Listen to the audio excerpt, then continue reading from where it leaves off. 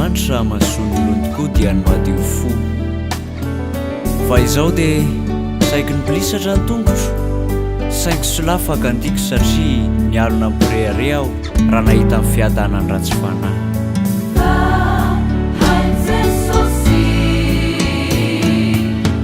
Iza no hay any an-danitra ary tsy misy aty ambony tany iriko tahaka anao. Fa na dia levina aza nofoko sy ny foko dia mbola vatanampy ny foko sy anjarako mandrakizay Andriamanitra. Ary indro very izay lavitra anao, ary inganao izay mafoy anao. Fokotomamy matetika anao no malota welovina noy farane efa ulimpedame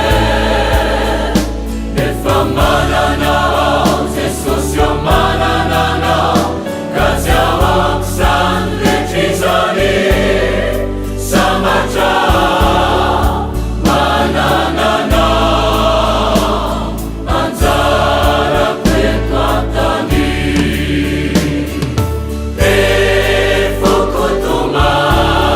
Zanak'Andriamanitra matetika anao no manota ahiresika zanak'Andriamanitra welovina noy farane firomafy ny teny efa ulimpedyabe fa raha miray amin'ny tokoa ianao ka mitoetra ao anatinao teny Jesosy io manananao dia angatao izay tianao na inona na inona na inona na inona